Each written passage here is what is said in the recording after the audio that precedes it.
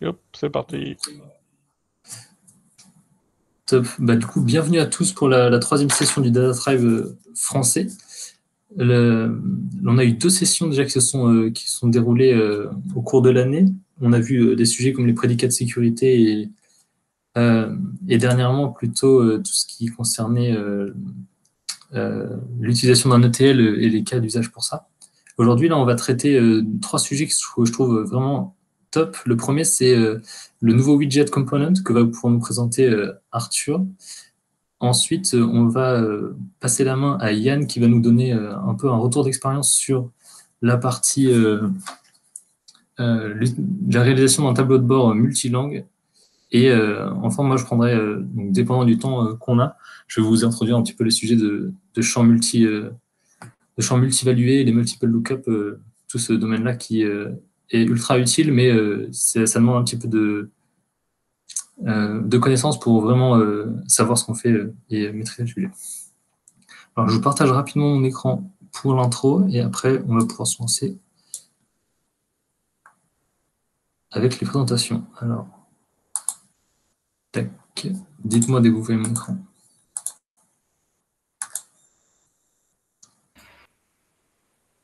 Ouais, c'est bon. Top. Alors d'ailleurs, j'en profite aussi pour donner quelques mots aussi au sujet du Data Tribe. Là, on est sur la troisième session et si vous avez des sujets que vous voulez présenter ou s'il y avait des sujets que vous voulez qu'on présente à des sessions futures, n'hésitez surtout pas à envoyer un message via le meetup via lequel vous êtes connecté aujourd'hui ou me contacter via LinkedIn, ça sera sans problème. On prendra des feedbacks et puis s'il y a des idées pour les sessions suivantes, ce serait nickel.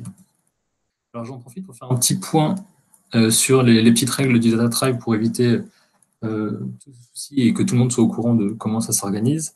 Alors pour information, le call il est enregistré et il est posté sur YouTube sur la chaîne du Data Tribe. Il y a plein de Data Tribes différents qui existent dans le monde, aux États-Unis, à Londres et du coup à Paris aussi. Et on essaie de tout regrouper sur une chaîne YouTube pour que tout le monde puisse y accéder par la suite et que ceux qui n'ont pas pu forcément se connecter puissent quand même avoir accès au contenu. Petite règle importante, c'est quand on fait des présentations, donc c'est surtout pour les personnes qui vont présenter, on n'affiche pas d'informations confidentielles et aucune donnée de production pour éviter tout problème, bien sûr. Au niveau des présentations, on va souvent parler de différentes fonctionnalités, donc la plupart qui existent dans la solution, mais aussi parfois quelques solutions qui soit sont en bêta, soit qui vont venir, au genre de choses. Donc là, hésitez. Donc le petit point, c'est le sens de comme d'habitude, c'est de baser ses choix business sur ce qui existe. Et enfin, n'hésitez surtout pas à vous poser vos questions si vous en avez, via le chat si c'est plus simple. Nous, on sera plusieurs à surveiller le chat pour que on puisse relayer vos questions si vous en avez. Et puis, n'oubliez pas de garder vos micros mute pour que les présentations se déroulent au mieux. Donc, comme je disais tout à l'heure, au niveau des présentations, on va pouvoir, sans trop perdre de temps, passer du coup la main à Arthur pour qu'il nous présente le nouveau widget component.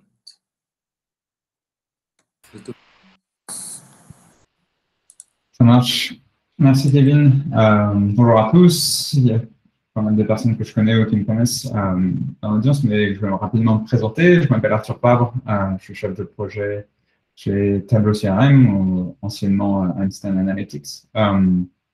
Donc, aujourd'hui, merci beaucoup d'ailleurs pour la petite intro, pour l'organisation de cet événement, Kevin. Je suis ravi d'être là pour présenter le nouveau widget qui s'appelle Components en anglais ou composants, on pourrait dire en français. Donc, je vais partager mon écran.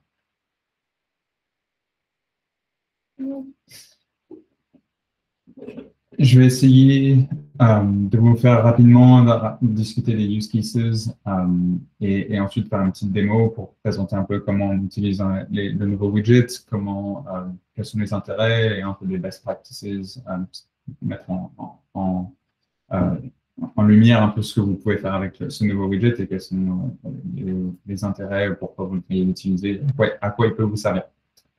Alors, très rapidement, je vais vous présenter. Vous pouvez tous voir l'écran, hein, c'est bon. Kevin, si tu peux me faire un thumbs up. Ouais, c'est tout. Super. Donc, très rapidement, l'idée qu'on a, et on a construit ce nouveau widget pour deux raisons principales, pour deux types de use cases. Le premier, c'est ce qu'on appelle c'est ce qui concerne tout ce qui est réutilisation de contenu. Aujourd'hui, quand vous créez des dashboards, très souvent, vous allez être amené à créer des widgets, des queries, et très souvent, ce qu'on a remarqué, c'est qu'à travers vos différents dashboards, vous allez réutiliser de nombreux éléments d'autres dashboards que vous avez déjà créés, et on n'avait pas vraiment de façon ou de moyen pour vous de réutiliser le contenu que vous créez. Donc, l'idée derrière Component, c'était de rendre ça possible avec ce widget qui va être disponible à travers tous vos dashboards. Le deuxième use case qui nous intéressait, c'était de rendre, et ça s'aligne dans un axe sur lequel nous, on met vraiment l'accent, qui est rendre l'outil le plus simple possible d'utilisation. Et quand je veux dire simple d'utilisation, c'est évidemment de s'éloigner le plus de ce que vous connaissez sûrement, ça s'appelle les bindings, la façon de programmer vos widgets ou vos queries pour qu'elles interagissent les unes avec les autres. En fait, on essaye de, non pas les supprimer, mais de rendre leur création plus facile ou de rendre ce qu'ils permettent plus facile de créer en utilisant plutôt l'interface plutôt que d'aller faire du code. Et donc, dans cet axe-là, avec les components, je vous le montrerai un peu après, en utilisant le système de pages, on va être capable de créer des interactions qui étaient possibles avant avec les bindings. Et aujourd'hui, c'est simplement l'utilisation de pages qui vous permet de faire ça. Donc, vous allez pouvoir, par exemple, de façon dynamique, changer le grouping sur lequel vous allez filtrer votre chart ou d'aller potentiellement changer le type de chart que vous utilisez pour démontrer un certain point de vue, mais vous allez pouvoir changer le chart de façon dynamique sans avoir à créer de bindings. Donc ça, c'était vraiment les deux use cases pour lesquels on a créé ce nouveau widget. Et très rapidement, on s'est rendu compte que c'est un peu un framework sur lequel on pense élargir. Et c'est ce que vous voyez sur l'écran aujourd'hui. Pour nous, on est en train de réfléchir aux components un peu comme des morceaux de Lego que vous allez assembler pour construire vos dashboards. Donc aujourd'hui, vous allez pouvoir créer des widgets, des queries. Demain, l'idée, c'est plutôt de construire des components que vous allez pouvoir réutiliser à travers vos différents dashboards, pouvoir accélérer le processus de développement des dashboards et aussi pour pouvoir mixer le type de contenu que vous allez avoir. Donc, en l'occurrence, devant vous, ce que vous avez, c'est, vous voyez, il y a plusieurs types de components. Il y a les TCRM, vous avez les LWC.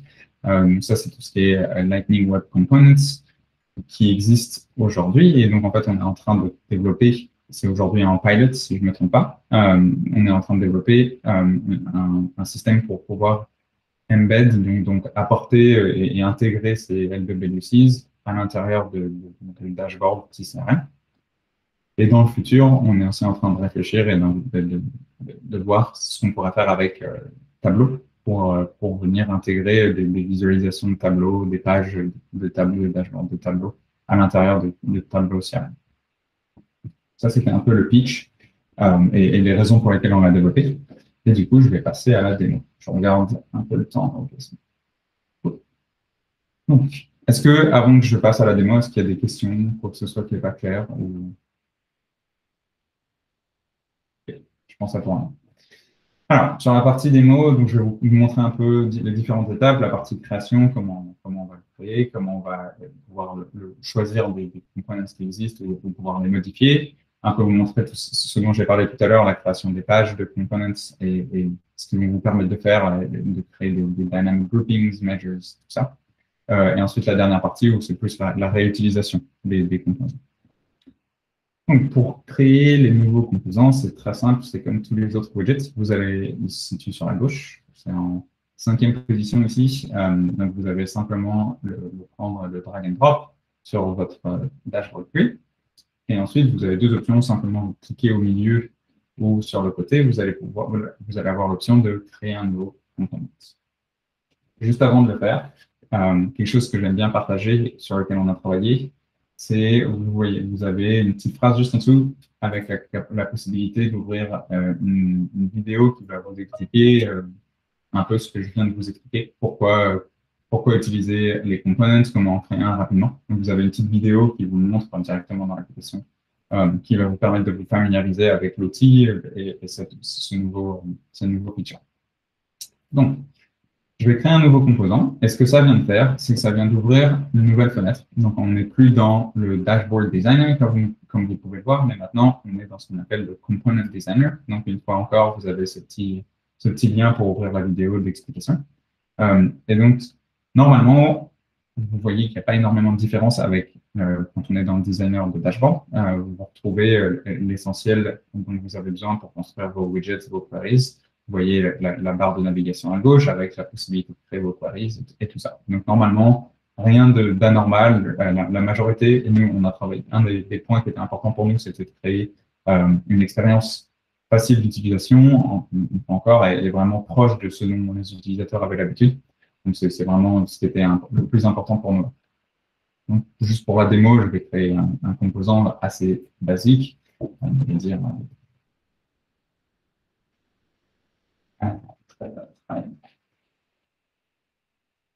et au passage, un petit peu de pub pour le nouveau éditeur de ce qu'on appelle le Rich Text Editor en anglais, l'éditeur de texte qui va vous permettre, vous n'avez sûrement pas encore accès, vous devez avoir accès sur les orgs qui sont en JS0, mais donc, petit coup de pub au passage, vous allez pouvoir rajouter du styling, des couleurs, rendre votre texte bold, un peu plus de choses que ce que vous pouviez avant avec le TextWidget.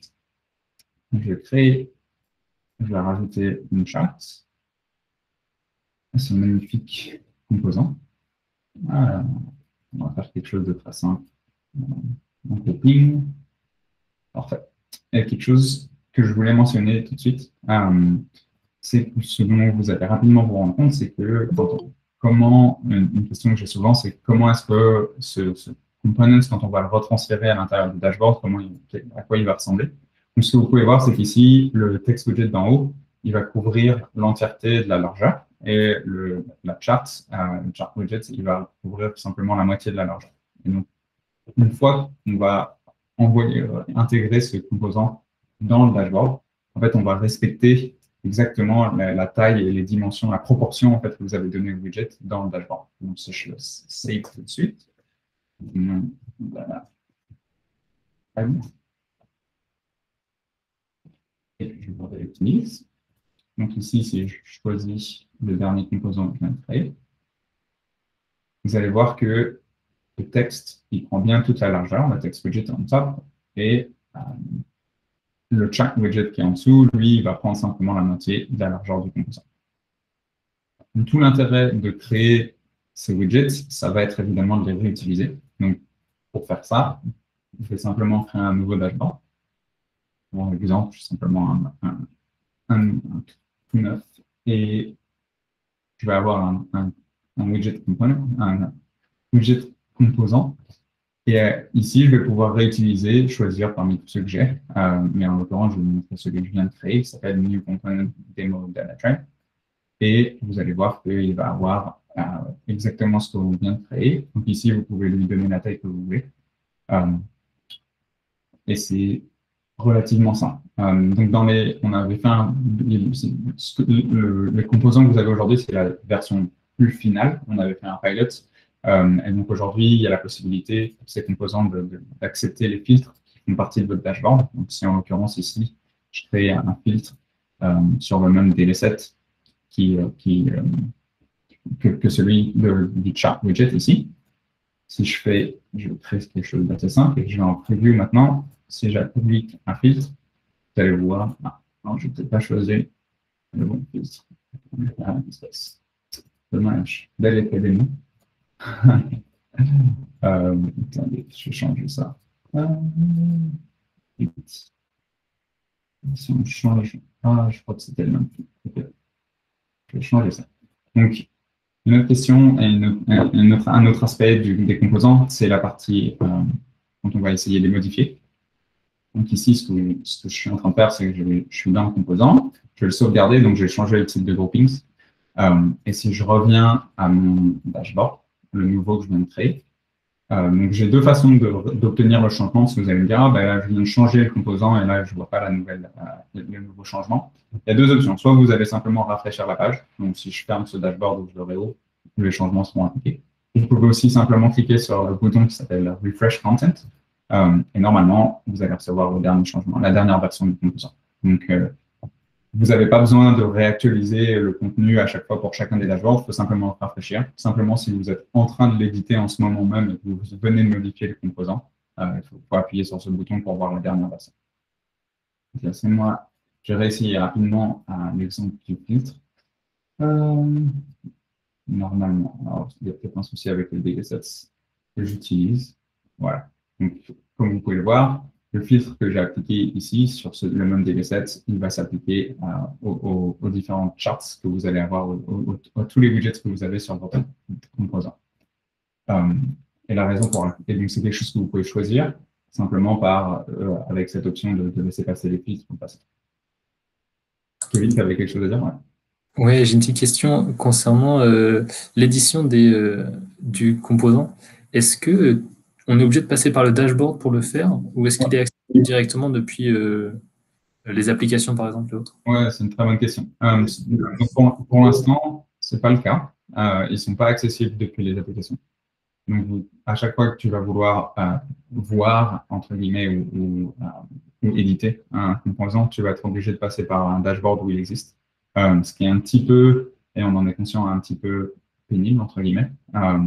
Et c'est quelque chose qu'on a fait consciemment parce qu'on voulait un peu voir à quel point c'était un besoin de la part des utilisateurs. Est-ce que c'était réellement quelque chose que les utilisateurs voulaient? Parce que si le jour où on rend ça accessible depuis les applications, ça va aussi, entre guillemets, polluer les applications. On va se retrouver avec des listes potentiellement bien plus longues.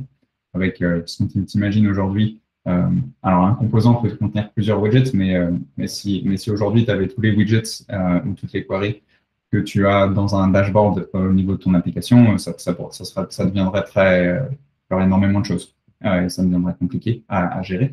Donc c'est pour ça qu'aujourd'hui on ne l'a pas fait, mais ça fait partie du feedback qu'on est en train de récolter. Donc en ce moment, je suis en train de run je ne sais pas en français, une survey. Donc, on est en train on a envoyé une petite étude avec à plusieurs de nos utilisateurs pour voir par rapport aux composants quels étaient les éléments qui manquaient. Et ça, c'est une des options dont on parle dans cette survey.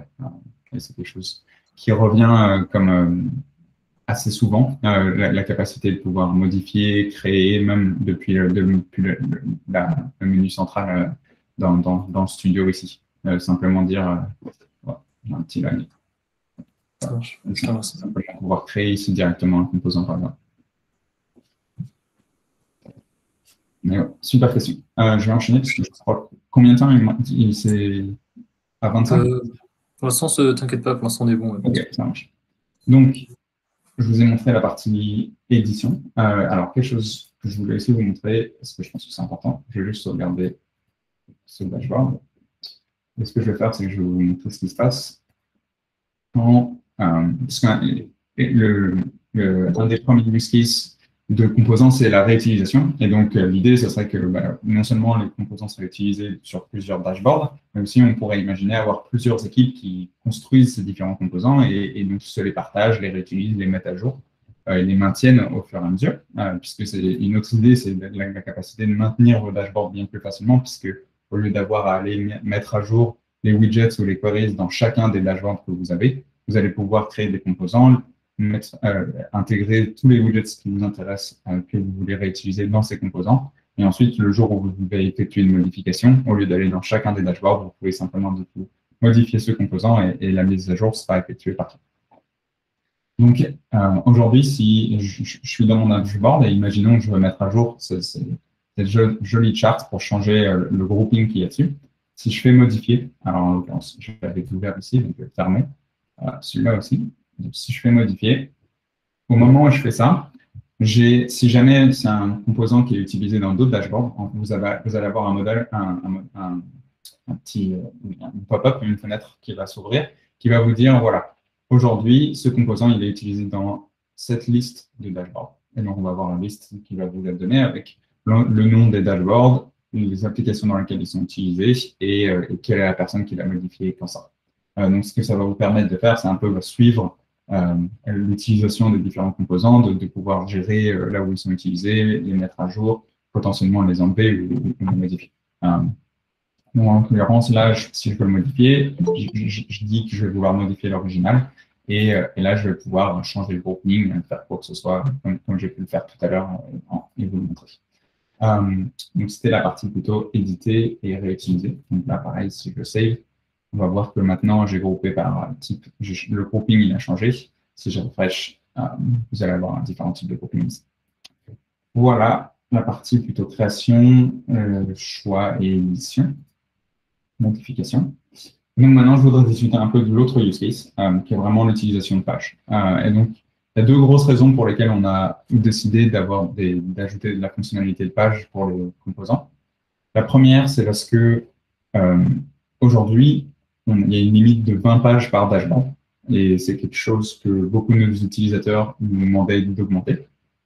Parce que très souvent, ce qu'ils utilisent les pages, la raison pour laquelle ils utilisent des pages de dashboard, c'est pour créer cet effet de drilling, d'exploration un peu plus poussé avec, par exemple, des détails sur les données qu'on était en train de regarder. Donc, un exemple très simple là-dessus, ça pourrait être, ici, je vais utiliser un link widget qui va me dire détail, tout simplement. Je vais dire, je veux que tu m'emmènes une page qui s'appelle détails, dans laquelle j'aurai plus de détails. Et très souvent, ce qu'on va retrouver, c'est une page avec la base la plus simple de modélisation des données, une grande table avec beaucoup de fields qui vont intéresser les utilisateurs une fois qu'ils auront appliqué les différents filtres. Et donc aujourd'hui, c'est ce qu'on va retrouver énormément. Donc on va avoir quelque chose comme ça où on va dire je voudrais accéder à une page différente qui s'appelle Details. Et donc, je vais aller en preview mode. On aurait tout un tas de filtres possibles. Et je vais choisir, par exemple, ce pays-là. Je vais ensuite aller dans le détail. Et là, je vais avoir ma table de données avec simplement la vue qui m'intéresse après, une fois que j'aurai appliqué tous mes filtres. Le problème avec cette façon de faire, c'est que très rapidement, nos utilisateurs nous ont dit ben, on n'a pas assez de pages dans notre dashboard. Est-ce que vous pouvez nous augmenter ce nombre? Donc, la première idée pour laquelle on a ajouté les pages components, c'est ça, c'est pour permettre cette capacité d'aller plus dans le détail, de mieux comprendre vos données, mais par bloc. C'est-à-dire qu'on va regarder par exemple, un certain angle à vos données, on va regarder au nombre de ventes pour la section d'un certain produit. Ben, on va regarder à ce composant qui va être spécifique à ce produit-là. Et donc, vous allez pouvoir aller dans le détail simplement pour ce produit, plutôt que de devoir créer chacun. Et donc, si on pourrait imaginer avoir plusieurs produits, plusieurs lignes de produits, donc vous pourrez créer un composant pour chacune de ces lignes de produits et ensuite pouvoir avoir une drilling fonction pour explorer plus vos données, juste simplement pour cette ligne de produit, sans avoir un nombre de pages qui va exploser parce que vous avez une trentaine de produits, vous allez pouvoir utiliser des composants.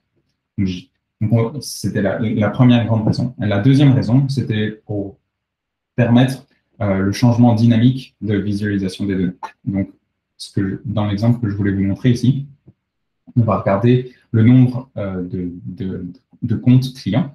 Et donc, on l'a filtré dans un premier temps par simplement les différents pays dans lesquels ces comptes clients sont situés.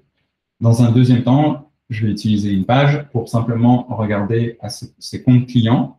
C'est toujours filtré ou groupé par les différents pays dans lesquels ils se trouvent. Toutefois, cette fois-ci, on va regarder dans un type de chart différent. Et donc ça, c'est simplement en utilisant une page. Vous allez aussi pouvoir regarder encore une visualisation différente, mais cette fois-ci, au lieu de grouper les comptes par des pays, on va les grouper par industrie. Donc simplement en utilisant les pages de ce composant, on est capable de faire quelque chose qu'on pouvait faire avant en utilisant les bindings. Ici, on va être capable de le faire simplement en utilisant l'interface et utilisant le système de pages à travers les composants. Donc ça, c'était pour plus la partie dynamique et la partie pagination des composants. Et la dernière chose que je voulais vous montrer, c'est un peu peu un des objectifs ou une des visions qu'on avait avec ces composants, c'est l'idée de créer un peu ces cartes, ces listes, ces jolis visuels que vous allez pouvoir réutiliser à travers vos différents dashboards. Donc ici, j'ai créé différentes cartes. Donc la première, c'est l'évolution des revenus, la deuxième, c'est l'évolution des profits, et le dernier, c'est l'évolution des volumes. Et donc, vous allez facilement pouvoir créer ces cartes, les réutiliser à travers vos différents dashboards. Et donc, toutes les mises à jour que vous allez faire sur l'une de ces cartes vont être ensuite transmises à tous vos dashboards là où vous allez les réutiliser. Donc, l'idée voilà, de réutilisation de votre contenu, de la facilitation de la maintenance sont des points super importants. Donc, voilà, j'ai couvert un peu les deux use cases. Parmi les questions qui reviennent souvent, auxquelles je voulais rapidement couvrir, c'était donc la partie filtre et faceting, qui sont des aspects importants des dashboards tableau CRM. Donc, je vous l'ai montré un peu tout à l'heure, ça va fonctionner. Donc, si vous activez cette option pour chacun des composants, juste là, vous allez être capable de passer les filtres du moment qu'ils sont sur les mêmes sets de data. Donc, ça vaut pour tout type de filtres, les filtres globaux aussi, donc les global filters, ça marchera aussi. Vous allez même avoir une section spécifique pour les global filters de composants. Tout ce qui est connexion de data source, c'est quelque chose qui n'est pas disponible dans les composants directement, et la raison pour laquelle on l'a construit comme ça, c'est simplement qu'en fait, quand vous allez intégrer vos composants dans vos dashboards, ils vont récupérer les liaisons des connexions de data source que vous allez avoir faites dans ce dashboard. Donc, d'eux-mêmes, ils ne les ont pas, mais une fois que vous les intégrez, si vous avez fait cette liaison dans vos dashboards, eux, ils les récupèrent. Tout ce qui est saved views, les actions sur les widgets, sur le table widgets, ça fonctionne aussi. Et la grosse question qui revient le plus souvent, c'est est-ce qu'on peut créer des bindings entre les éléments qui sont dans les composants et le reste du dashboard. Donc, c'est une question très intéressante. La réponse, c'est oui et non. Et je vais aller un tout petit peu dans le détail là-dessus.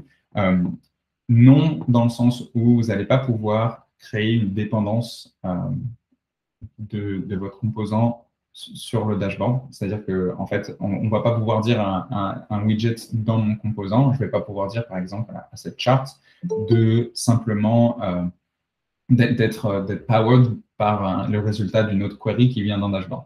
Et la raison pour laquelle ce n'est pas possible, c'est parce que si vous allez vouloir, un des buts propres de composants, c'est la réutilisation. Si vous réutilisez ce composant dans un autre dashboard et qu'il dépend d'un paramètre qui vient d'un des dashboards dans lequel vous l'utilisez, il va du coup perdre toute son utilité puisqu'il n'aura plus cet input qui viendra du dashboard précédent. Donc cette liaison, elle n'est pas possible dans ce sens-là. Le oui, c'est parce que dans l'autre sens, elle est possible. Et donc, c'est quelque chose que vous pouvez faire.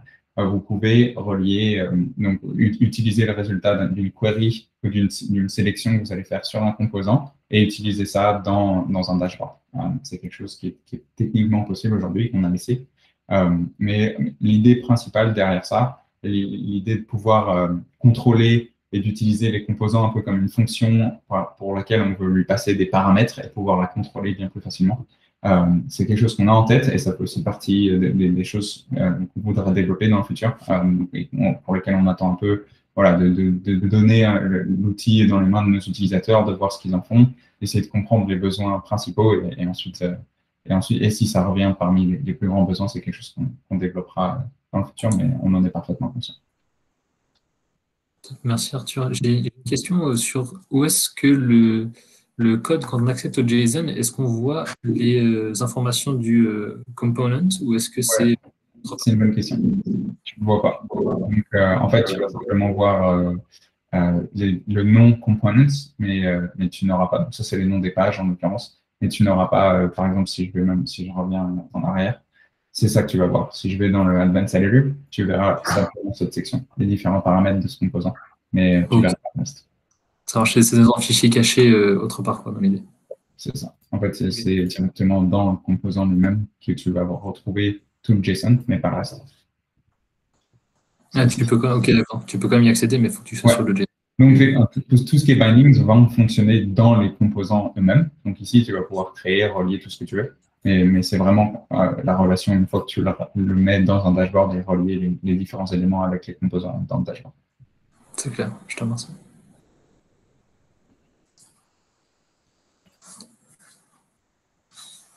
Et en termes de limitation, donc pour les 20 pages dont tu parlais, du coup, cette limitation elle existe toujours et au niveau du composant et au niveau du tableau de bord, c'est bien ça, mais on peut jouer sur ces deux limites maintenant. Oui, tout à fait, c'est ça. Et donc, il y a aussi une limite de 10 composants par dashboard aujourd'hui. La raison principale derrière cette limite, c'est la performance. On va un peu voir de notre côté comment ça se passe pour faire en sorte de limiter l'impact si jamais ça devenait trop lourd. Mais oui, aujourd'hui, du coup, techniquement, avec 10 composants et 20 pages chaque, on pourrait avoir 220 pages.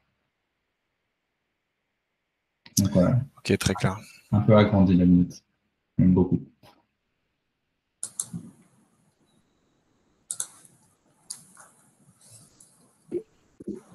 Si vous avez d'autres questions, n'hésitez pas, on pourra en reparler après. Ouais.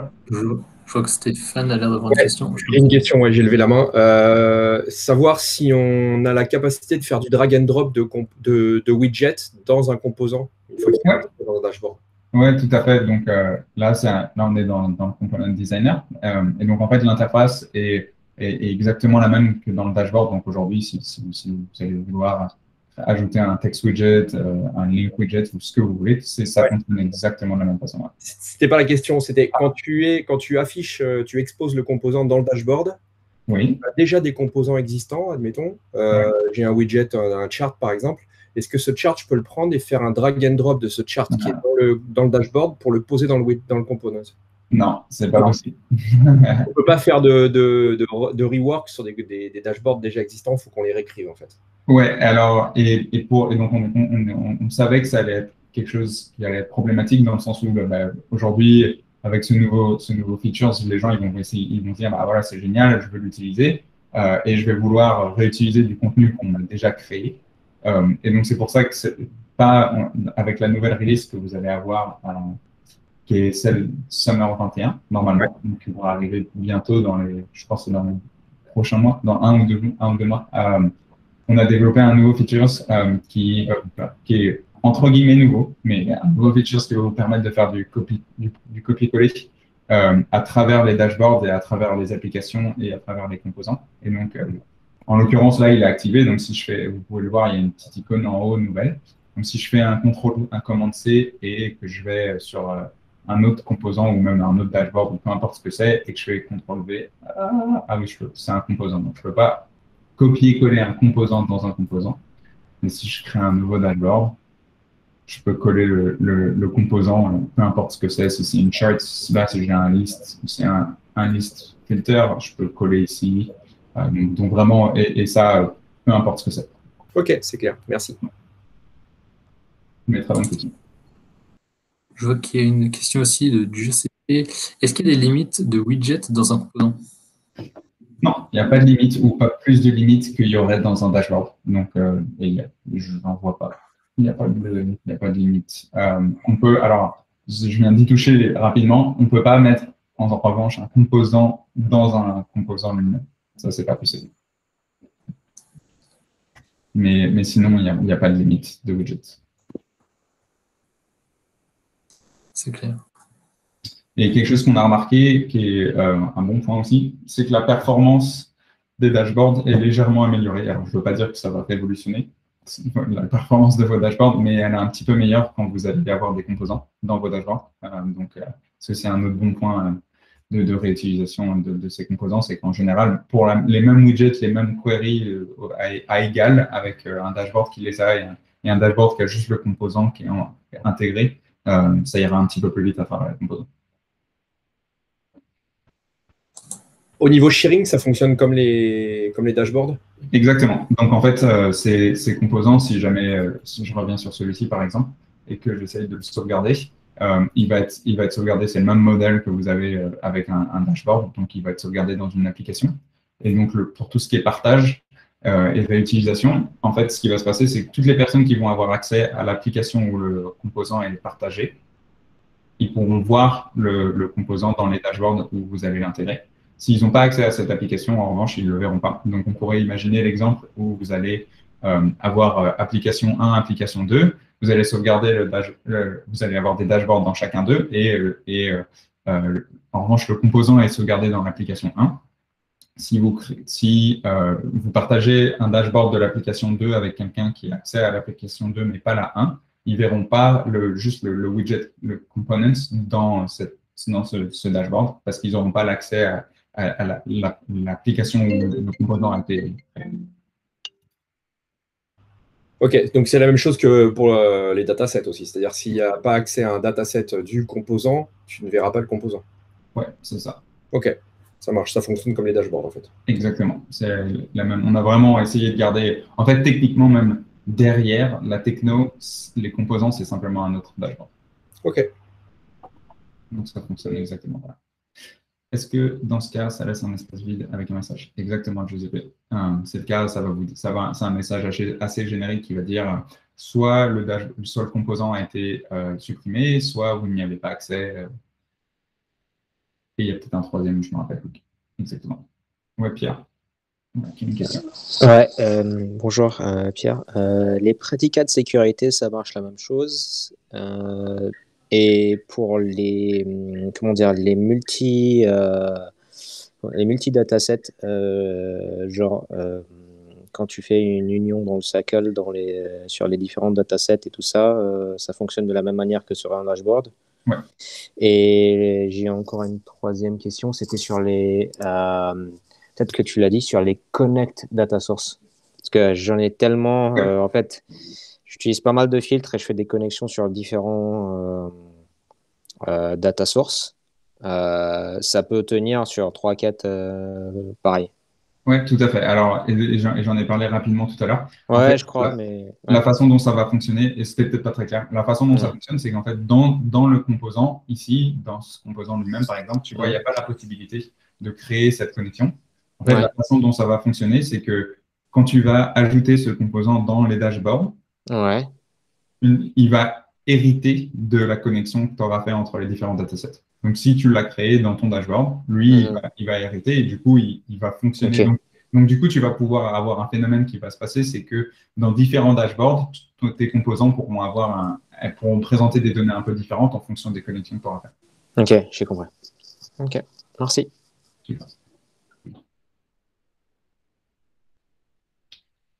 Une autre question?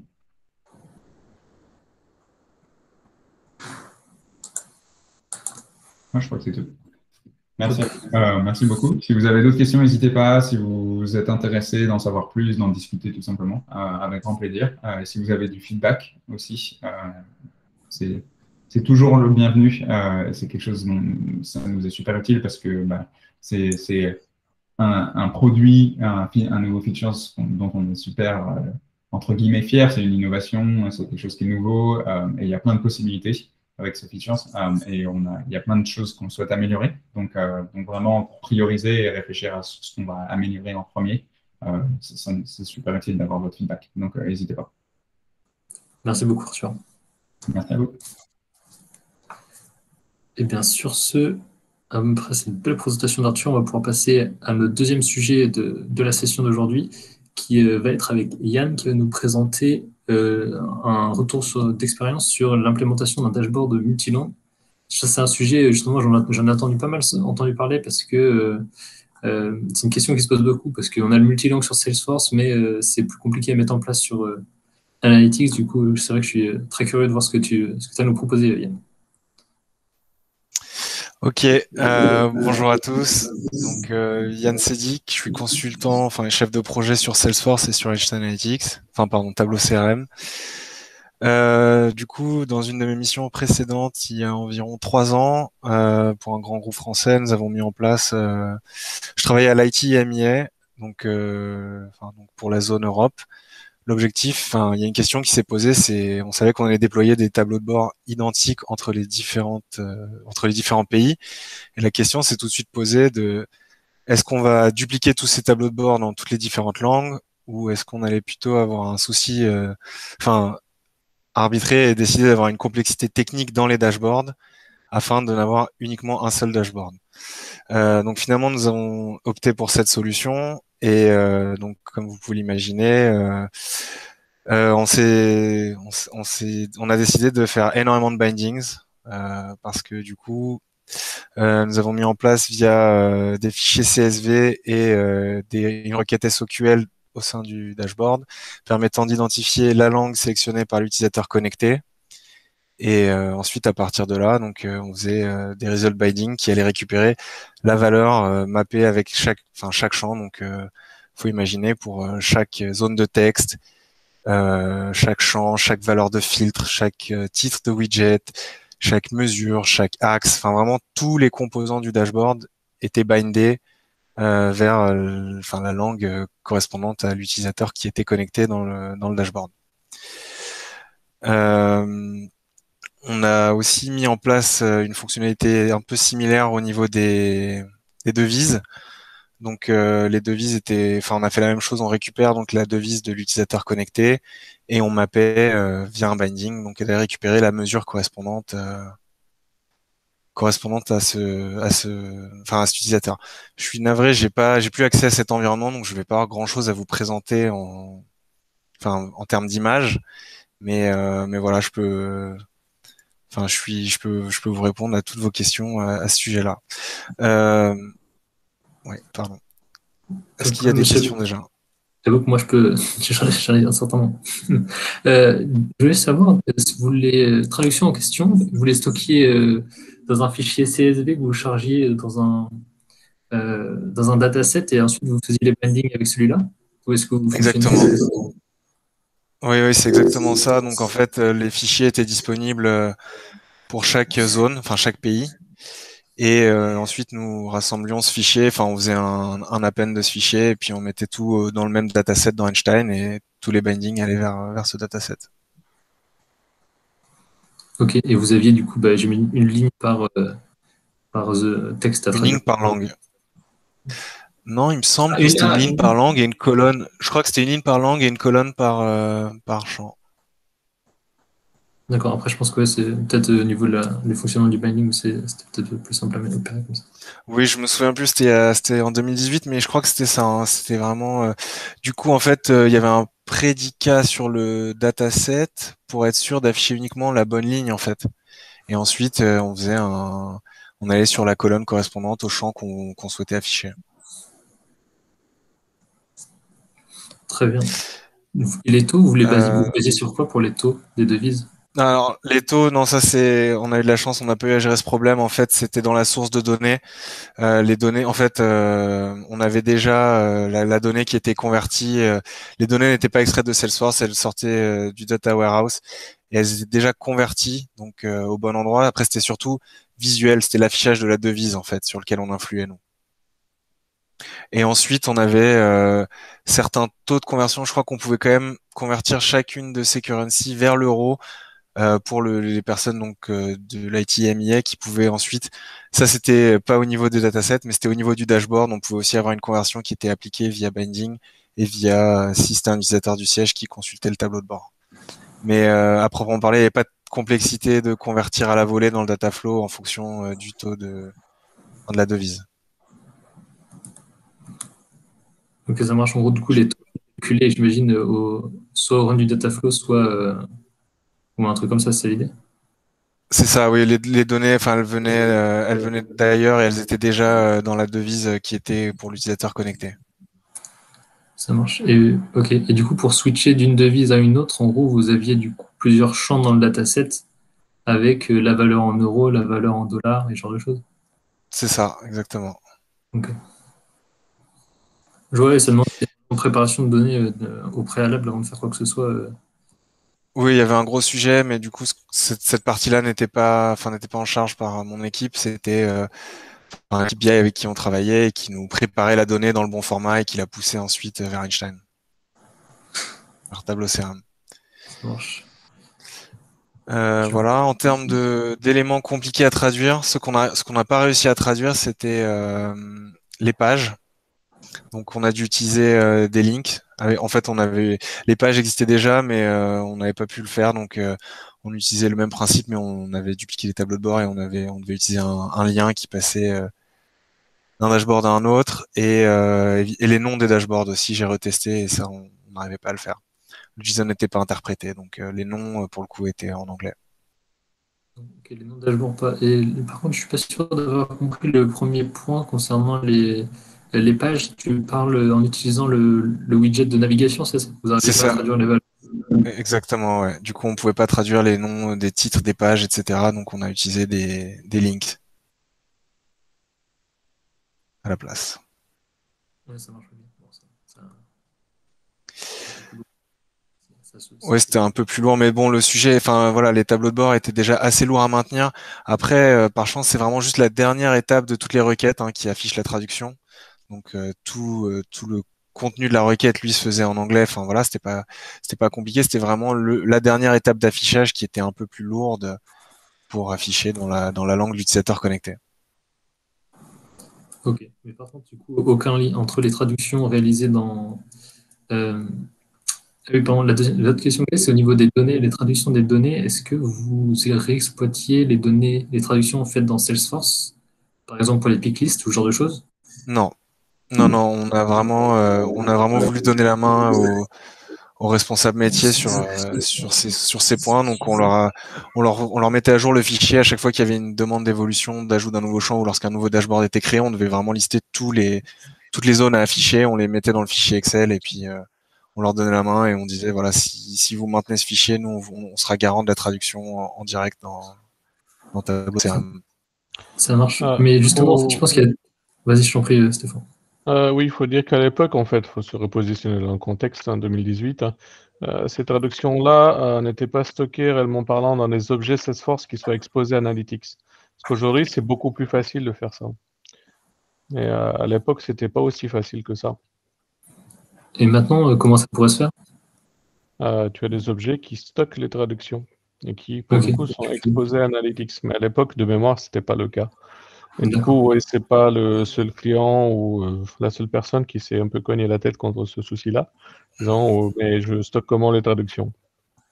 Mais je me souviens que Stéphane, tu nous avais envoyé une doc à l'époque pour récupérer ça. Je me souviens plus exactement techniquement de ce qu'il fallait faire, mais on pouvait récupérer ces traductions et recréer un autre objet que lui on pouvait attaquer via Tableau CRM. Ouais, c'était un peu compliqué à l'époque. Heureusement, c'est un peu plus simple. Donc, si vous recherchez en fait les objets de translation dans Salesforce, maintenant vous avez, pour les objets custom par exemple, vous avez un objet de traduction pour chaque.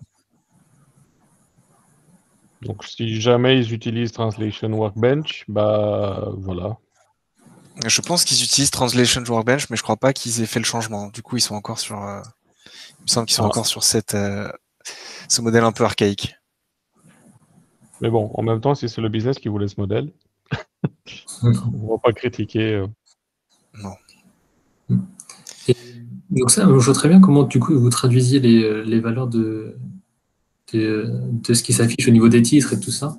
Mais par contre, j'imagine que pour tout ce qui était valeurs dans les picklists et compagnie, tout ça, par contre, c'était pas stocké dans le fichier CSV des traductions, mais plutôt peut-être dans le data flow, dans les datasets que vous génériez avec les données business, par exemple. Il y avait la picklist avec les noms d'origine, et puis vous ajoutiez peut-être les données à cet endroit-là, plutôt que les traduire à la Oui, volée. je crois que c'est ça. Je suis pas sûr. Vraiment, ça remonte à pratiquement 3 ans, mais je crois que c'était ça. Effectivement, on dupliquait l'information dans toutes les différentes langues et dans différentes colonnes et on affichait en fonction de ce qui était nécessaire. Je me souviens plus. Enfin, vraiment, ça, je me souviens plus. Et ça marche. Et actuellement, en fait, si on voulait remettre en place cette fonctionnalité, de la même manière, on serait obligé de remettre des bindings partout, donc avec une traduction accessible un peu plus facilement à travers les objets de traduction, mais on serait obligé de mettre en place des bindings partout en récupérant via une requête SQL la langue et la devise de la personne. Malheureusement, aujourd'hui, oui. Donc, il y a les 3 gros sujets qui sont gestion de type zone. Donc ça, effectivement, il y a déjà des choses qui sont arrivées dans le produit. Deuxième gros sujet, gestion du multi-currency. Donc ça, Safe Harbor / etc., c'est en cours. Peut-être Arthur a peut-être un slide ou 2, je ne sais pas, sur les choses qui vont arriver sur multi-currency. Sur le multi-language, effectivement, on a laissé Save the best for last. Parce que c'est probablement le plus dur. Je ne sais pas où ça en est, très franchement. Ça viendra un jour, donc voilà, on en parle, je pense, à chaque fois que bon, maintenant un peu moins, on se voit un peu moins fréquemment avec les PMs, que ce soit à Seattle ou San Francisco, mais voilà, c'est toujours un sujet, mais j'ai l'impression que c'est pas forcément pour cette année. Ça marche. J'avoue que j'ai encore 2 questions moi, sur le sujet pour Yann. Bien sûr. Je suis le seul à en poser, hein, mais s'il y en a d'autres qui en ont, n'hésitez surtout pas à envoyer par message ou participer. C'est l'occasion que j'avais.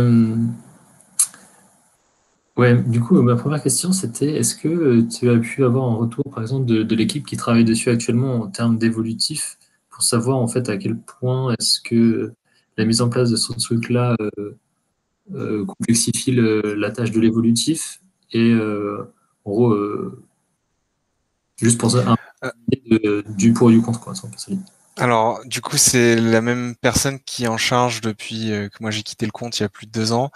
Donc, on avait eu un énorme transfert de connaissances à l'époque, vraiment pour toutes ces spécificités. Donc, elle est complètement à l'aise aujourd'hui avec ça. Enfin, forcément, elle a eu le temps de monter en compétence sur l'intégralité. Et au final, vraiment, ce qu'elle me dit, c'est, bah, au final, l'un dans l'autre, enfin, elle s'y retrouve plutôt que d'avoir à faire des modifications dans 15 dashboards. Bah, enfin voilà, maintenant qu'elle comprend bien le fonctionnement de tout, bah c'est au final d'une certaine manière c'est un gain de temps aussi. Donc l'évolutif, bah ça se fait. Enfin en fait il faut vraiment voir les requêtes comme il y a 2 étapes. Tu as toute la partie construction de tes KPI et ensuite tu as vraiment la gestion de l'affichage au dernier niveau.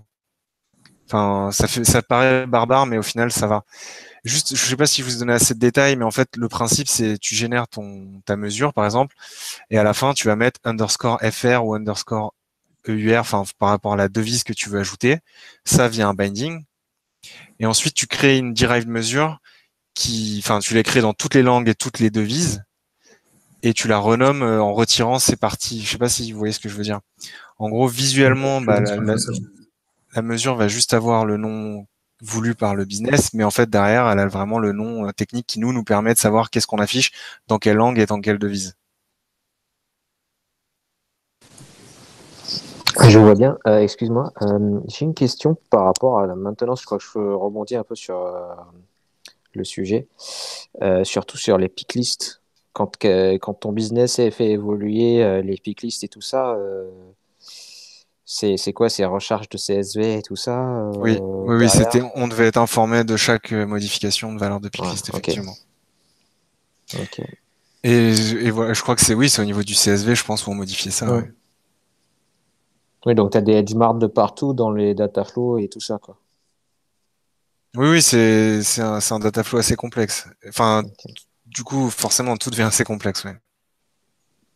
Ok. Mais Et vous enfin, je aviez répète préparé que ça? pardon. Pardon, vas-y, je t'en prie, vas-y. Non, je répète juste, voilà, t'as des dashboards et des data flows plus complexes, mais derrière, t'as moins de tableaux de bord Ouais, à maintenir. ouais, c'est clair.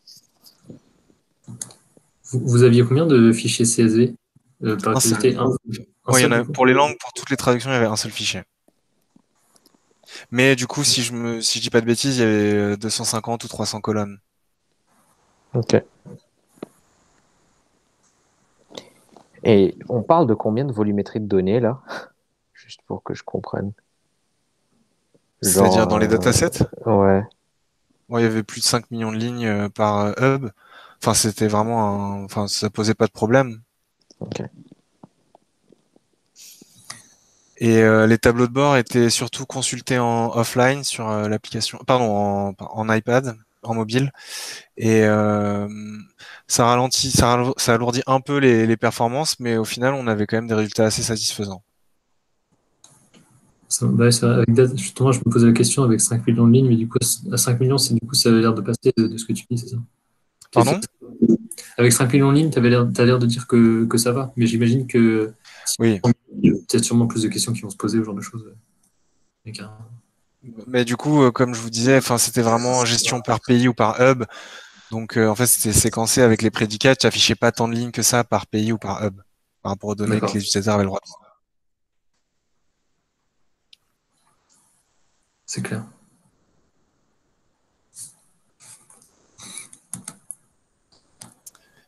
Est-ce que vous avez d'autres questions? Alors, de mon côté, je pense que j'ai fait le tour, mais si Moi aussi. s'il y en a d'autres. Bon, bah écoutez, sur ce, je pense que c'est. On va pouvoir passer à la suite. De toute façon, on va essayer de garder 10 minutes à la fin de la session, si on peut, pour des questions diverses et variées. Donc, si jamais vous en avez qui vous viennent d'ici là, on se gardera un petit temps pour que vous Juste puissiez les poser. rapidement, avant que tu transfères sur un autre sujet, pour répondre à ce que Stéphane mentionnait, je regardais un peu le plan de l'équipe qui s'en occupe. Donc, la priorité en ce moment, c'est time zone, la capacité de gérer plusieurs time zones sur un dashboard. Ensuite, c'est l'accessibility et multi-currency, ça fait partie du plan pour cette année aussi. Donc, potentiellement, évidemment, pas de promesse, mais ça fait partie du plan aujourd'hui qu'on aimerait adresser. La livraison pour Time Zone, c'est full ou il reste encore des choses pour Je pense plus tard? Je pense qu'il reste encore quelque chose, mais c'est pas complètement livré là. Je sais qu'il y a eu des choses de livrées, mais je crois pas que ça soit complet encore. Et la reprise par rapport à l'existant, ça pourrait être facile ou pas?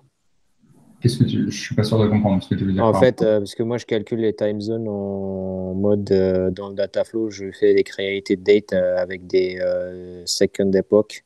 Ouais. Et derrière, la reprise, je vois pas en fait le produit final pour voir comment la reprise de données derrière, ça peut être faite. C'est ça en fait que je. Normalement, il n'y aura pas d'impact. Ok. Oui, tu actives le time zone sur un dashboard en particulier, tu lui dis sur quel champ de date tu veux activer ce truc-là. Ok. Cela Mais fait de mémoire, hein, parce que je n'ai pas parlé avec Alex depuis un moment, les espèces de calcul shadow dans le dataflow, ce qui le ralentit un chouïa. Ok. Lovely. Et ensuite, ça se bah, un chouïa, quand je dis un chouïa, c'est un chouïa, quoi. Ouais. Et ensuite, ça se répercute dans ton dashboard. Donc, en fait, c'est assez straightforward, comme on dit en anglais. Ok. T'as pas Si beaucoup tu de touches à trucs rien, manuels. tu ne seras pas impacté. Après, si tu veux le inhiber, si tu veux Ouais. l'activer. Voilà. Voilà, tout est dit. Ok. Non, mais c'est toujours quelque Merci. chose auquel on prête vraiment attention, c'est de faire en sorte que peu importe ce que tu as aujourd'hui qui fonctionne, tu ne feras avec les modifications et les choses qu'on ajoute qui sont censées t'aider et te faciliter les choses. Ouais. On fait en sorte qu'on n'enlève aucune fonctionnalité et on bloque ou on casse rien du tout. Parce qu'à ce moment-là, c'est un gros problème. Voilà, Arthur vient de mettre le doigt sur la chose la plus difficile d'ailleurs, hein, c'est comment tu rajoutes plein de choses sans casser l'existant.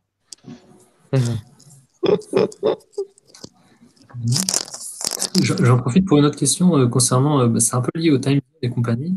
En fait, les séparateurs pour les milliers et les décimaux, c'est quelque chose qui est fait du coup, qui est possible maintenant sur Tableau CRM, mais ça se fait uniquement sur chacune des mesures calculées.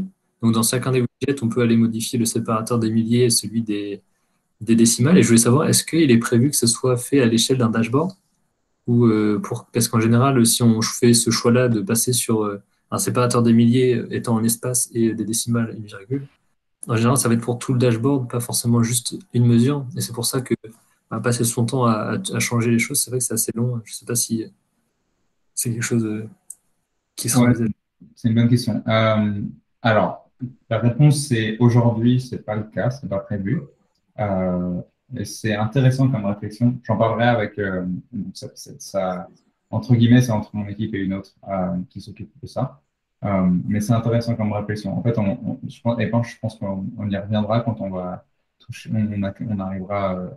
Un des projets sur lesquels on aimerait bien bosser, ce sera sûrement pas cette année, mais l'année prochaine, c'est tout ce qui est la possibilité d'appliquer un thème à ton dashboard ou à tes dashboards et de faire ça à un niveau global, donc au niveau du dashboard lui-même pour appliquer un thème. Et donc, tu peux imaginer énormément de choses. Et les choses les plus basiques, c'est d'avoir des couleurs homogènes sur toutes tes charts, sur tes différents widgets, potentiellement de contrôler aussi la taille des titres que tu aurais ou des text widgets. Et c'est le genre de propriété qui tombe un peu là-dedans, ce dont tu parles, la possibilité de contrôler, OK, je voudrais que les décimales elles arrivent à ce niveau-là. Pour moi, ça rentre un peu dans cette idée de contrôler un thème général pour ton dashboard. Donc, c'est pas prévu dans les jours cette année pour l'instant, parce qu'on a énormément de choses sur lesquelles on voudrait poser un focus d'abord. Mais pour moi, ça tombe un peu là-dedans. Et je partagerai ton feedback. Je ne sais pas si c'est quelque chose qui est partagé, c'est pas moi qui m'en occupe, mais je le partagerai. Et en fonction de ça, je pense qu'on pourrait voir pour l'étendre au niveau des propriétés du dashboard. Pour l'instant, c'est pas le cas. Et c'est intéressant. Pour Parce que moi, c'est vrai que moi, souvent, on a le retour de changer les points en virgule, par exemple. Et c'est vrai que ça, ça paraît simple, mais c'est juste que sans widget à modifier avec toutes tes mesures, ouais. Non, je comprends. Alors, un autre truc qui serait possible là-dedans, pour simplifier un peu ça, ce serait la capacité de copier le style ou du coup le formatage, je ne sais pas si ça se dit en français, que tu donnerais à certains widgets. Donc, d'arriver un peu comme ce qu'on appelle le format painter dans Google ou le copier de style, voilà, où on va dire, bah, voilà, je veux cette police, ce style, cette couleur. Que j'ai sur ce texte, bah, mets-le sur le reste de la slide. Bah, faire quelque chose comme ça aussi, c'est quelque chose qu'on pourrait imaginer. Et potentiellement, du coup, ça pourrait t'aider à styler beaucoup plus rapidement si tu l'as fait sur un widget, c'est de dire, bah, je veux ce widget, ce groupe de widgets aussi, je veux qu'il mérite ces choses-là. C'est quelque chose auquel on a pensé aussi pendant qu'on bossait sur le copy-paste feature. Top, je te remercie. Eh bien, écoutez, si vous avez plus de questions sur le sujet multilangue, multicurrency et compagnie, on va pouvoir passer sur le dernier sujet que je vais introduire qui concerne les champs multivalués dans Tableau CRM. C'est un sujet un petit peu grand. Il reste, allez, on va dire, une vingtaine de minutes pour vous présenter ça. Je vais essayer de traiter le sujet de manière assez complète, sans trop aller non plus dans les détails. Mais si vous avez des questions sur le sujet, n'hésitez surtout pas. Alors, je vais vous partager mon écran.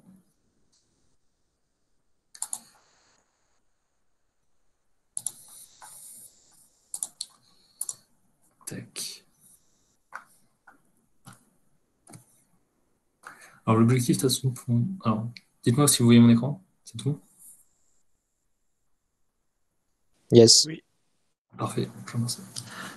Alors, ouais, dans un premier temps, je vais vous présenter un petit peu ce que c'est les champs multivalués dans Tableau CRM et un petit peu ce qu'il faut garder en tête en fait quand on travaille avec ça. Ensuite, je vais vous expliquer un petit peu comment on peut les créer, comment il faut les manipuler dans Tableau CRM. Et enfin, je présenterai quelques use cases où on va pouvoir les exploiter et quelques petites astuces qui peuvent venir avec et qui peuvent servir dans l'implémentation de Tableau CRM. Alors, pour commencer, les champs multivalués sont en fait, c'est un champ qui va contenir plusieurs valeurs séparées par un point-virgule, par exemple. Donc, le cas d'exemple, on va dire qu'on va retrouver assez fréquemment pour ce style de champ, ça va être les multipick lists dans Tableau CRM qui sont les multipick lists dans Salesforce qu'on remonte dans Tableau CRM. J'ai fait un exemple de mon côté dans une dev que j'ai créé un champ avec 10 segmentations différentes allant de 1 jusqu'à 10 et j'ai rempli des données, j'ai chargé des données un peu partout, comme ça on va pouvoir les visualiser. Donc là, je prends par exemple ici un exemple où on va retrouver, si je vais sur mes détails, on va retrouver en fait le champ en question, voilà, qui contient 3 valeurs et on peut en choisir plus si on veut, comme ça. Une fois que tout ça c'est sélectionné, en fait, c'est stocké dans Salesforce, dans une chaîne de caractères séparée par des points-virgules. Et ça va remonter dans un tableau CRM via la synchronisation des données. Et derrière, en fait, tableau CRM on aura le choix, en fait, d'interpréter ce champ-là comme étant un champ multivalué au sens de tableau CRM ou comme un champ texte tel quel et l'afficher comme ça. Donc ça, c'est une question vraiment qui est assez intéressante et faire le choix de l'un ou l'autre a ses avantages et ses inconvénients. Et on va pouvoir les voir petit à petit dans la présentation. Alors, une fois qu'on a ça en tête que de cet exemple de données, je vais passer dans le data flow pour vous montrer en fait que là, via les synchronisations des données, donc comme je l'ai ici dans mon data manager, où je vais chercher mes opportunités, là on va aller récupérer du coup les champs que je vous ai montrés juste il y a un instant, et on va retrouver du coup toutes nos segmentations stockées, séparées par des points-virgules ici. Et ça sera le cas par exemple, donc là pour une donnée qui provient de Salesforce, mais on pourrait tout à fait imaginer une source de données externe qui va chercher un champ avec plusieurs valeurs séparées par des points-virgules et on pourrait les traiter de la même manière. Quand on va faire un digest ici dans notre data flow pour aller chercher nos opportunités, si on va sur le champ justement multiple qu'on a tout à l'heure, que j'ai créé et qu'on a vu il y a un instant, on va pouvoir retrouver ici en fait une checkbox qui nous dit OK, est-ce que je veux interpréter ce champ comme un champ multivalué ou est-ce que je veux le considérer en fait juste comme un champ texte? Et dans ce cas-là, je vais le désélectionner. Ça va être cette checkbox, elle est intéressante et facile à gérer quand on est ici dans un SFDC Digest, parce que c'est des données qui proviennent de notre Salesforce local. Mais si on va chercher des données externes, que ce soit une autre org Salesforce ou une autre connexion, dans un digest, on n'aura pas l'option de cliquer sur une case qui s'appelle multivalue, donc comme on a vu ici, mais on peut quand même venir et indiquer en fait si ce champ est multivalué ou non. Pour faire ça, il faut par contre cette fois-ci télécharger le JSON de notre dataflow et faire la modification directement en fait dans le JSON pour lui ajouter en fait pour le champ en question qui nous intéresse et qu'on veut interpréter comme un champ multivalué, lui ajouter le flag qui s'appelle isMultivalue et lui mettre la valeur true. On peut aussi du coup d'ailleurs lui définir son séparateur si c'est autre chose qu'un point-virgule. Si c'est un point-virgule, c'est le séparateur qui est pris par défaut, mais si c'en est un autre, on peut aussi le chercher ici. Et ce flag-là, je le trouve non seulement donc, très utile pour un digest qui provient d'une source externe, mais j'ai appris récemment en fait qu'on peut aussi l'ajouter pour des champs qu'on crée, notamment par exemple dans une compute expression. J'ai fait un test justement dans cette dev.org en question pour en fait prendre un champ que j'ai généré directement ici. Donc par exemple, voilà, j'ai mis un champ texte qui contient ABCDEFG, séparé par des points-virgules. Et dans le JSON ici, je vais ajouter le flag isMulti ici pour que justement il considère cette chaîne de caractères comme étant en fait un champ multivalué. Et du coup, il va séparer les valeurs, on va dire, il va me le considérer comme un champ multivalué. Alors, on va voir ce que ça implique derrière dans un instant. Mais l'idée, c'est que voilà, à plusieurs endroits dans le Dataflow, on va pouvoir ici les générer. Donc, au niveau des digests, avec les données qui proviennent des synchros, on va pouvoir le faire. On va pouvoir le faire donc, avec des nouveaux champs, si on les crée dans les compute expressions, si c'est quelque chose qui nous intéresse. Et on peut aussi, un autre cas où on a deux autres cas, pardon, où on peut créer des champs multivalués correspondent aux transformations de flatten qui sont utilisées pour créer un champ qui interprète, on va dire, une certaine forme de hiérarchie dans les données. Donc, c'est utilisé principalement pour créer des prédicats de sécurité avec il y a une hiérarchie des rôles, par exemple. Si je prends ma transformation ici de flatten sur les différents rôles, en fait, on crée deux champs qui s'appellent un multifield que j'ai appelé role hierarchy et un path field que j'ai appelé role hierarchy path. C'est l'exemple classique utilisé dans les trailheads, par exemple. Et l'idée, c'est qu'en fait, les deux champs ici vont contenir, les deux champs ici que la flatten va créer vont générer deux champs qui contiennent une information similaire, dans l'idée où ce sera une liste en fait d'ID de rôles qui monte donc depuis un rôle jusqu'en haut de la hiérarchie des rôles. Et dans celui-ci qui est le multifield, on va avoir tous ces ID séparés par des points-virgules considérés comme une chaîne un champ multivalué, alors que ici dans le path field, on va avoir un champ texte séparé par des points-virgules. Et du coup, c'est pas la même interprétation derrière par tableau CRM. Et ça a ses avantages, ses inconvénients, et on va voir justement comment ça fonctionne et comment c'est stocké. Et la dernière source justement de création de ces champs multivalués qui va me permettre de transitionner vers comment c'est interprété, comment c'est stocké, c'est dans les augments, où vous allez pouvoir retrouver en bas de votre augment, il y a un champ qui s'appelle opération, dans lequel, par défaut, on a la valeur lookup single value qui est sélectionnée, mais on a aussi la valeur qui est multiple value lookup, et c'est celle-ci qui va nous permettre de générer des champs multivalués dans des cas spécifiques. Alors, avant que je rentre dans celui-ci, juste 2-3 infos sur les champs multivalués, les multiple lookup, qui sont bien des infos qu'il faut garder en tête en fait quand on travaille avec cette partie-là de tableau CRM, je trouve. C'est que, en fait, d'une manière générale, je trouve que les équipes en fait, de tableau CRM ne conseillent pas l'utilisation des champs multivalués et des multiple lookup.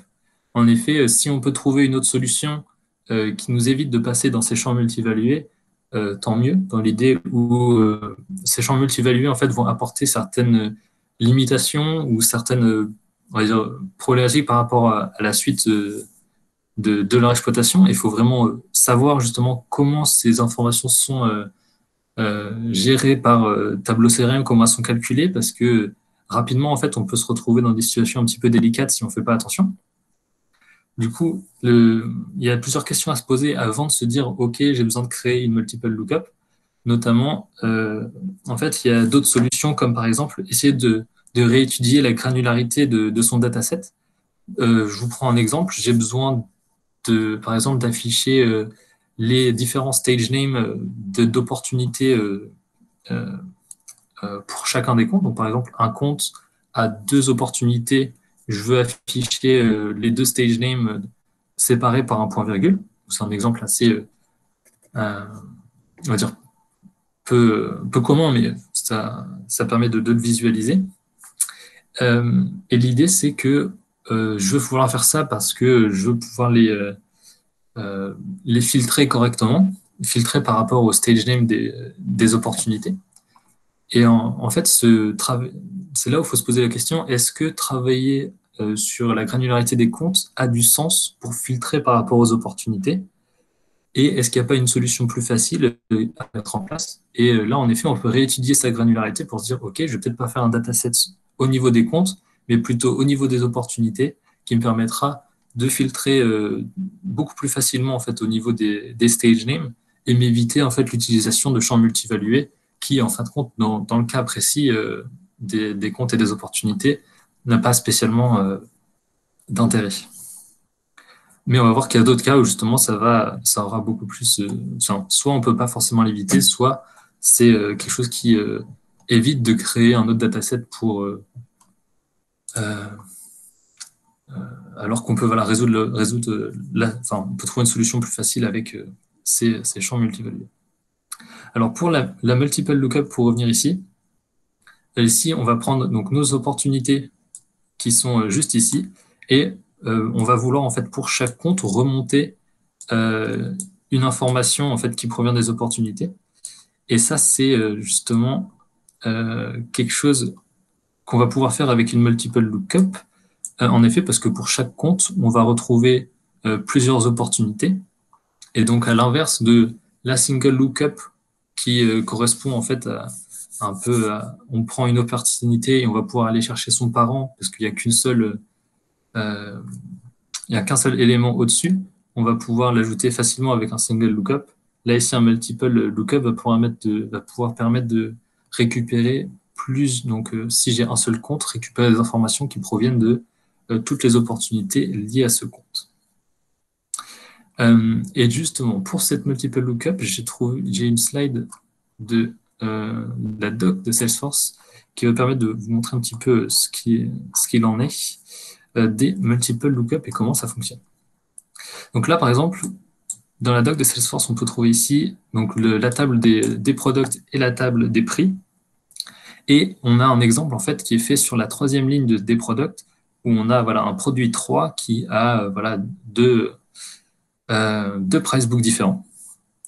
Et quand on fait un multiple lookup du coup du produit pour aller chercher les différents prix, la multiple lookup en fait va nous sortir, donc on le fait sur les deux champs en fait qui sont price book et unit price. Et on va voir que dans price book, on va récupérer la valeur custom et la valeur standard. Donc vu que c'est des strings, on va les récupérer toutes les deux, qui seront du coup deux valeurs séparées. Et par contre, donc ça marche pour les strings. Donc voilà comment ça va fonctionner si on fait une multiple lookup sur un champ qui est du type string.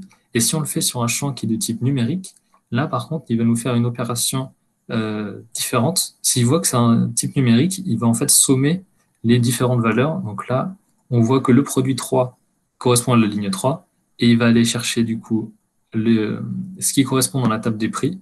Et on va trouver donc nos deux valeurs de string et la somme de 800 et de 700 dans le champ qui va s'appeler price.unitprice. Donc ça, c'est ultra important en se disant que il faut absolument savoir que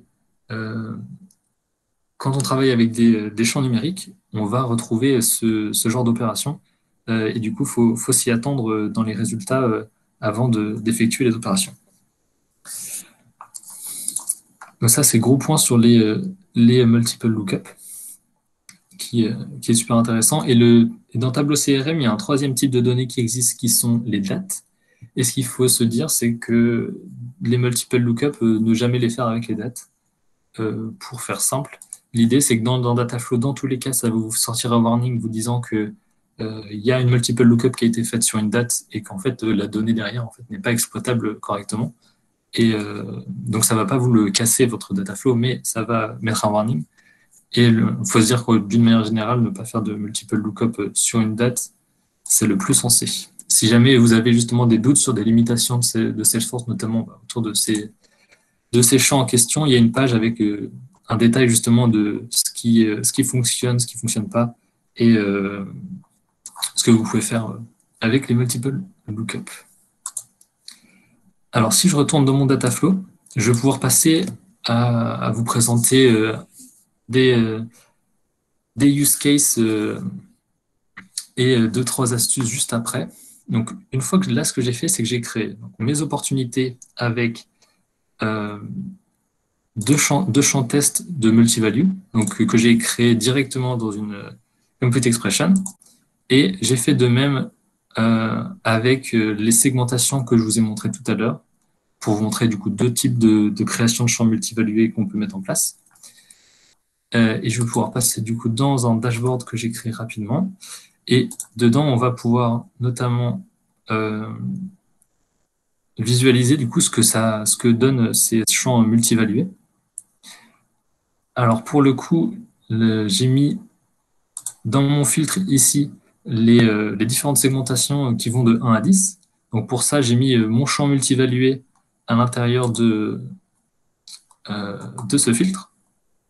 Et là, on va pouvoir retrouver justement la liste de ces segmentations. Et donc, pour vous comparer, justement, pour vous indiquer que ça fonctionne bien comme il faut, l'idée, c'est que là, on voit que dans mon dataset, j'ai 717 opportunités. Et pour chacune des opportunités, j'ai un certain nombre de segmentations, donc de 1 à 3, je crois que j'ai mis au maximum. Et on va pouvoir ici, justement, si on se fait un peu la somme des valeurs qu'on voit ici, on arrive bien au-dessus des 713. Et c'est normal, c'est parce qu'en fait, justement, pour chacune opportunité, j'ai plus d'une segmentation. Et si je filtre par rapport à la première segmentation ici, on va retomber du coup sur les 133 opportunités qui ont la segmentation 1. qui correspond bien au chiffre qu'on a ici. Voilà. Donc ça fonctionne sur des cas, on va dire, au niveau des filtres et au niveau des groupements, ça fonctionne, je crois, dans des cas, on va dire, plutôt simples, justement, de champs multivalués comme je l'ai mis en place ici. Mais il y a des limitations où on peut se retrouver dans des problèmes, je crois notamment au niveau de la performance, où ça peut être des champs multivalués vont impacter négativement la performance. Alors, maintenant que je vous ai montré ça, je vais en profiter pour vous montrer une astuce pour compter des éléments. En effet, par exemple, si moi j'ai un compte ici, donc à ce niveau-là de mon digest, je vais avoir une ligne par compte, et imaginons j'ai envie de savoir une colonne qui me donne le nombre d'opportunités qui sont liées à ce compte. Pour le faire dans le Dataflow ici, on peut faire ce qu'on utilisait en fait, quelque chose que j'ai vu. Alors quelqu'un appelait ça the power of one, la puissance des 1, mais je vais vous montrer en quoi ça consiste. L'idée, c'est qu'on prend donc, notre asset des opportunités ici, on va créer une compute expression qui va en fait créer qu'on va appeler nombre d'opportunités. Et l'idée, c'est qu'on va la mettre égale à 1. Alors, comme ça paraît un peu trop simple, mais l'idée, c'est que devant chacune des opportunités, on va mettre un 1. Donc, devant chaque ligne d'opportunité, il y aura une colonne qui contient que des 1. Et en fait, dans cet augment qu'on fait ici, qui est une multiple lookup, il va en fait, du coup, pour ce compte en question, aller chercher l'ensemble des opportunités qui sont liées à ce compte-là, basées sur les ID qu'on a, donc l'ID du compte et le count ID de l'opportunité. Et on va aller lui chercher le champ qui s'appelle nombre d'opportunités que j'ai créé, dans lequel il n'y a en fait que ce champ 1. Et comme je vous l'ai expliqué tout à l'heure sur comment fonctionnent les multiple lookups, il va en fait effectuer la somme de tous les 1 que j'ai mis devant les opportunités pour me donner du coup le nombre de lignes d'opportunités liées à ce compte en question. Et derrière, on va pouvoir récupérer ce champ et l'afficher comme on veut dans un tableau ou autre depuis notre dataset qui est généré derrière. Donc ça, c'est un truc que j'utilise parfois, qui peut servir pour éviter de créer un autre dataset juste pour sortir un chiffre comme ça. On peut aller le calculer grâce à une multiple lookup. Le deuxième point, je crois que c'est une fonction qui est arrivée que très récemment, mais que je trouve extrêmement utile. Avant, on va dire parfois, ce qu'on peut faire et ce qu'on ne peut pas faire avec les champs multivalués, je vais pouvoir le présenter tout de suite.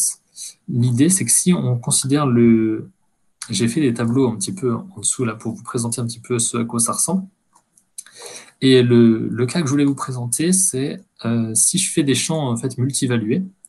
On voit ici le nombre d'opportunités, justement, c'est le champ dont je vous parlais tout à l'heure, où j'ai fait la somme du nombre d'opportunités pour chacun des comptes. Et on voit voilà, que là, j'ai par exemple, un compte qui a 3 opportunités. Et du coup, il a 3 opportunités qui sont à des stages différents.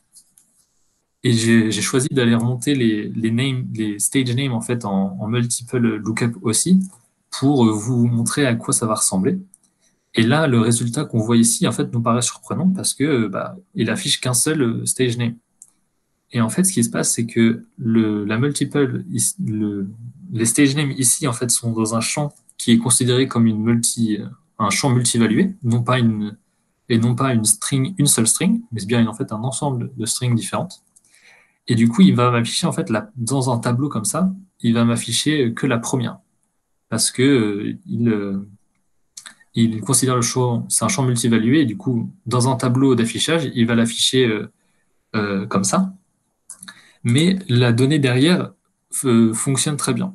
En fait, c'est-à-dire, par exemple, si je filtre ici, donc là, je suis sur closed one, mais si on va retrouver, par exemple, si je filtre sur autre chose que closed one, par exemple, la perception analysis, on va se rendre compte que dans ma colonne de stage name, j'ai pas seulement des perception analysis, j'ai aussi des closed lost qui traînent. Et en fait, ce qui se passe, c'est que ce compte ici a 4 opportunités. Sa première, elle est closed lost, mais une des 4 est aussi perception analysis. Et du coup, le filtre ici fonctionne très bien sur un champ multivalué. dans l'idée où il remonte l'information parce qu'une des 4 est bien perception analysis. Par contre, le champ multivalué, si on essaie de l'afficher dans un tableau, la qualité de l'affichage n'est pas bonne parce ça peut porter à confusion parce qu'on voit que la première valeur au lieu de toutes les voir. Et pour ça, il y a une fonction pour résoudre cette problématique. Avant, en fait, il était parfois encouragé parfois, en fait, ce qu'on pouvait faire, c'était dupliquer le champ pour en interpréter un en multivalué et un autre en string pour qu'on puisse avoir à la fois l'avantage du bon filtre qui fonctionne bien avec le champ multivalué et de l'autre côté un bel affichage en considérant le champ comme une string. Mais maintenant, il y a une fonction qui a été mise en place. Alors malheureusement, moi, ça n'a pas fonctionné, mais je pense que c'est juste un souci, je pense, je ne sais pas si c'est de version ou d'une case à cocher dans les settings.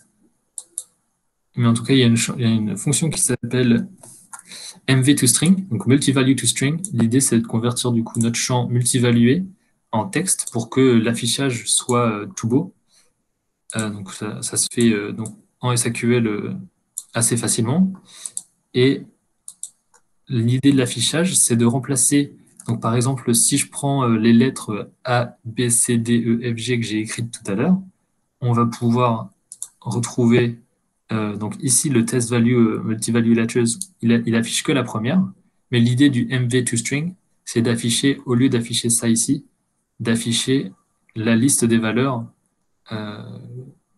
entière, donc comme une string directement dans le tableau, sachant que dans la fonction MV2String, on peut personnaliser le séparateur avec un deuxième argument dans la fonction. Voilà, donc je pense que si je résume un petit peu la chose, les champs multivalués fonctionnent extrêmement bien pour tout ce qui est filtre. Groupement, ça marche plutôt bien, on va dire. Ensuite, par contre, au niveau de l'affichage, les champs multivalués, eux, ne vont pas s'afficher de manière, on va dire, très facile à comprendre. Et par contre, au contraire, on va dire, si je considère un champ multivalué comme une string et non pas comme un champ multivalué, dans ce cas-là, l'affichage il est nickel. Par contre, les filtres ne pourront pas fonctionner comme on le souhaite. Et c'est pour ça que cette fonction-là, on va dire, est vraiment top dans l'idée où on va pouvoir utiliser notre champ multivalué pour que tous nos filtres fonctionnent bien sur ces champs-là. Mais que si on veut quand même l'afficher de manière claire, on peut utiliser cette fonction MV2String pour que l'affichage dans le tableau soit nickel.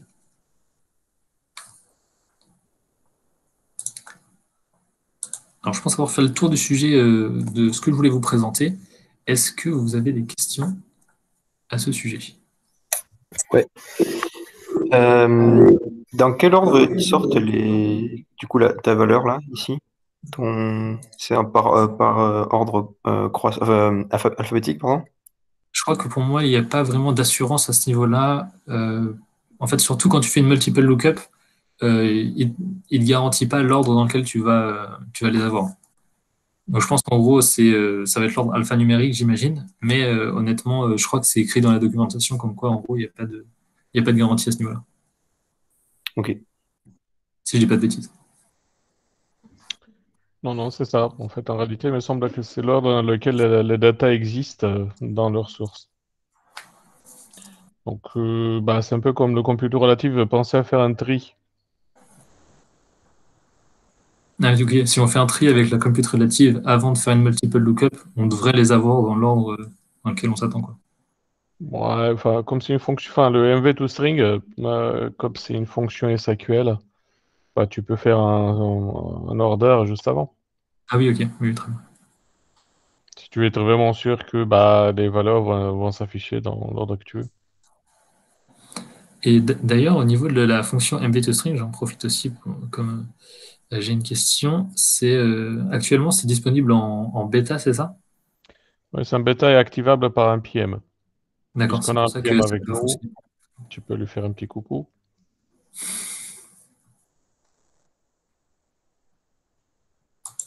Mais ça marche. Et pourquoi ça? Parce qu'on a eu quelques clients qui ont eu des soucis de perf avec cette fonction. D'accord. Ça a impacté négativement la performance de l'affichage, quoi, j'imagine. Certains. Pas beaucoup, mais bon, suffisamment pour qu'on mette ça en option. C'est clair, ça marche. Et donc, juste pour la demande, ça s'organise comment en général? Le mieux, c'est d'ouvrir un case à ce sujet-là ou c'est Bonne question. Arthur, tu as une idée sur comment on active cette feature chez quelqu'un? En général, pour les features qui sont en pilot, il y a ce qu'on appelle des pilot programmes en interne. Et donc, c'est les clients. En général, c'est un client qui va faire une request. Donc, soit tu passes par un client qui a souvent un SI ou un AI, un contact chez Salesforce qui s'occupe du client. Et donc, cette personne-là, elle va pouvoir créer cette demande. Soit tu peux passer directement par les product managers. Donc, en l'occurrence, si c'est un feature qui t'intéresse, c'est pas moi qui m'en occupe, mais je peux voir en interne pour trouver la personne.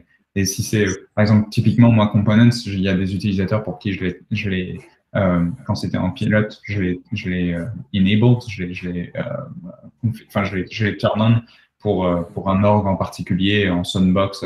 Ça, en général, il n'y a pas de souci. Ça marche. Et est-ce que c'est possible, parce que du coup, j'imagine que c'est possible sur les sandbox et compagnie, mais est-ce qu'on peut les demander parfois pour des dev org pour tester des trucs? Ou est-ce que c'est plus délicat pour ce genre de contexte? Je crois que pour dev org, c'est un peu plus délicat. Sandbox, c'est très facile. Pour tout ce qui est pilote, en fait, en général, tout ce qui est sandbox, c'est bien plus pratique. Là où on va avoir plus de questions, enfin, pas plus de questions, là où on va avoir, donc ça va être un peu plus délicat, c'est quand ça va être sur des dev-org ou sur des productions. On est un peu plus frileux parce qu'en général, il faut ce qu'on appelle des agreements, des pilot agreements. Donc, un contrat où tu vas dire, ah, bah, OK, là, il faut que le client signe ça d'abord avant de dire, avant qu'on puisse C'est clair. le tournoi. Donc, Sandbox, c'est préférable. Très bien.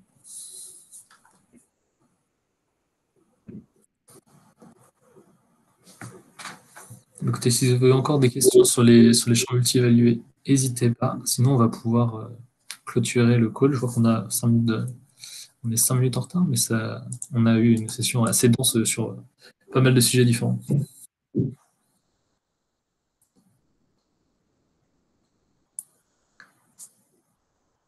Eh bien, écoutez, je pense que sur ce, on va pour se souhaiter une bonne soirée. Merci à tous d'être connectés. Merci beaucoup à Arthur et Yann d'être venus nous présenter les composants et de nous faire un rec sur des dashboards multi-langues.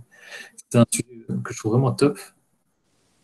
Et puis, à la prochaine session. On va essayer d'organiser d'autres sujets intéressants. Si vous avez des idées en tête, n'hésitez pas à me les communiquer. Si c'est des sujets que vous voulez présenter ou si c'est des sujets qu'on présente, les deux sont la bienvenue. On est ouvert aux propositions. Merci à tous. Merci à tous. Merci beaucoup. Bonne soirée. Bonne soirée. Merci beaucoup. Bonne soirée. Bye.